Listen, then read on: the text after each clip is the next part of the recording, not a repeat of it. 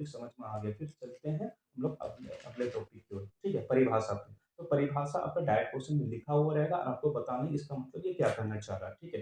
तो आपके पास क्या रहेगा, प्रति इकाई समय। अगर प्रति इकाई समय या एकांक समय पर तय की गई दूरी, अगर ये वाला वर्ड रहेगा, तो आपको समझ जाना वहाँ पे क्या किस चीज़ के बारे में बात कर रहा है, चाल की परिभाषा के बारे में पूछ रहा है। तो प्रति इकाई समय पर तय की गई जो दूरी होता है किसी भी वस्तु के द्वारा, उसे क्या बोलते हैं, चाल बोलते हैं। वही चीज़ क्या होगा, निश्चित दिशा लगा रहे हैं, मतलब कोई फिक्स डायरेक्शन रहेगा कि मान के चलिए हम बोलते हैं कि हम नॉर्थ नॉर्थ में 40 की स्पीड से जा रहे हैं, मतलब क्या कौन सा डायरेक्शन में जा रहे हैं, नॉर्थ में जा रहे हैं, इधर ना उधर नहीं जा रहे हैं।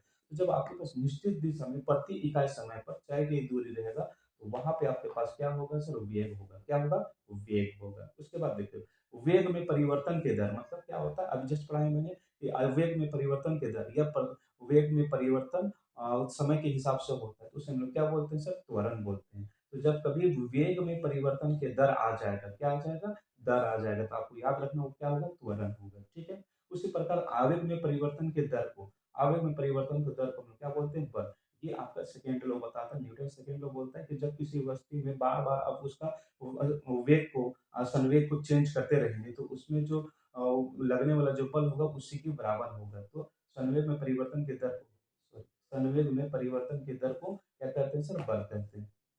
अब देखो फिर, कार्य करने की दर को, कार्य करने की दर को क्या कहते हैं सर, आपके पास शक्ति कहते हैं। क्या कहते हैं, शक्ति। कार्य करने की क्षमता को क्या बोलते हैं सर, ऊर्जा। नहीं होता है कि अगर भाई आपके पास क्षमता है तभी तो आप काम कर पाइए, मतलब आपके अंदर में ऊर्जा होगा। तो कार्य करने की क्षमता को ऊर्जा कहते हैं और कार्य करने की दर को शक्ति कहते हैं। कंफ्यूजन नहीं होना चाहिए।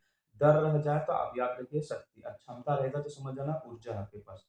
अब जड़त्व का नियम, जड़त्व का नियम क्या होता है, कहने का मतलब न्यूटन ने 3 नियम दिए थे।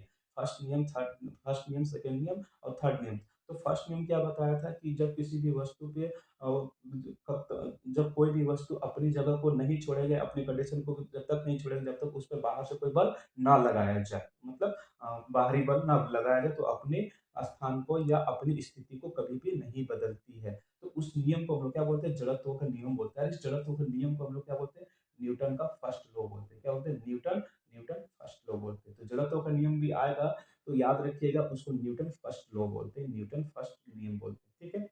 उसके बाद देखिए बल का नियम। तो बल का नियम हमें कहाँ से मिला था सर, न्यूटन का सेकेंड लॉ से मिला था। न्यूटन का सेकेंड लॉ बताया था कि किसी भी वस्तु के संवेग में परिवर्तन का दर उस पर लगने वाला बल के बराबर होगा। इट मीन्स कह रहा है कि किसी भी वस्तु पर लगने वाला जो बल होगा वो डायरेक्ट किसके बराबर होगा, बोल रहे हैं सर, वो उस वस्तु के, मतलब क्या बोलते हैं, उस वस्तु पे संवेग में परिवर्तन के दर के बराबर होता है। उस चीज को ही हम लोग क्या बोलते हैं सर, मतलब बल बोलते हैं या न्यूटन सेकेंड लॉ बोलते हैं। तो न्यूटन सेकेंड लॉ बताता है किसी भी वस्तु पे लगने वाला बल उस वस्तु के संवेग में परिवर्तन के दर को ही हम लोग क्या कहते हैं सर, न्यूटन सेकेंड लॉ बोलते हैं, ठीक है?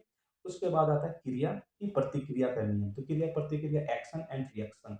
Action and reaction Newton third law बताया था कि जब आप किसी भी वस्तु पे बल लगाएं तो वह वस्तु भी उतनी ही बल पहले वाले वस्तु पे लगाती है। जैसे कि मान के चलिए हम लोग किसी बैल को, जठर बैल को हम लोग खींचते हैं अपनी तरफ, तो उतनी ही बल के साथ वो बैल भी हमें क्या करती है, पीछे की तरफ खींचती है। तो ये न्यूटन थर्ड लॉ का एग्जांपल। हाँ, आप लोगों का क्वेश्चन आ सकता है कि पूछ लेगा कि इसमें कौन सा नियम काम कर रहा है। तो जब कभी भी आपके पास जैसे कि बंदूक वाला सिस्टम, जैसे गोली चलाते हैं बंदूक से, तो उससे निकलने वाला जो गोली होता है आगे की तरफ जाता है, उतनी झटके के साथ क्या होता है सर, बंदूक हमारे ऊपर एक बल लगाती है। तो ये कौन सा नियम फॉलो करता है sir, Newton third law follow करता है, ठीक है? इसी कारण क्या होता है कि मतलब बंदूक हर लोगों से चलाया नहीं जाता है, ठीक है? तो न्यूटन थर्ड लॉ कहाँ पे अप्लाई होता है, जिसमें एक काम तो हो और उसके बदले में एकदम सेम फोर्स सेम बल के साथ कार्य हो, लेकिन अपोजिट दिशा में होता है, तो उसको बोलते हैं न्यूटन थर्ड लॉ। एक बार मैं फिर से बता देना चाहता हूँ इन तीनों को। जड़त्व का नियम किसको बोलते हैं कि न्यूटन के फर्स्ट लॉ को जड़त्व का नियम कहते हैं, जिसका न्यूटन का फर्स्ट लॉ ये बताता है कि जब किसी भी वस्तु पे बाहरी बल ना लगाया जाए तो वो अपनी स्थिति या अपनी कंडीशन को नहीं छोड़ती है, ठीक है? बल का नियम क्या बताता है, न्यूटन सेकंड लॉ बताता है कि किसी भी वस्तु में बदलने वाले संवेग की दर को ही क्या बोलते हैं सर, वो बल के बराबर होता है। तो ये न्यूटन सेकंड लॉ, क्रिया की प्रतिक्रिया, एक्शन एंड रिएक्शन, ठीक है? आई होप आप लोगों को परिभाषा समझ में आ गया। फिर से रिवीजन कर लेते हैं। प्रति इकाई समय या एकांक समय पर तय की दूरी को क्या बोलते हैं, चाल बोलते हैं। निश्चित दूरी प्रति इकाई समय पर वेग बोलते हैं। वेग में परिवर्तन की दर को त्वरण बोलते हैं। संवेग में परिवर्तन की दर को बल बोलते हैं। कार्य करने की दर को क्या बोलते हैं, शक्ति बोलते हैं, कार्य करने की क्षमता को क्या बोलते हैं? ऊर्जा बोलते हैं। जड़त्व का नियम क्या है? Newton first law.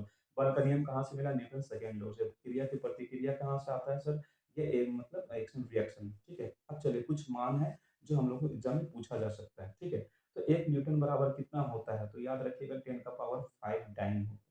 मतलब 1 न्यूटन में जो बल होगा वो 5 को डाइन पे मिला देंगे उतना के बराबर हो जाएगा, है कि नहीं?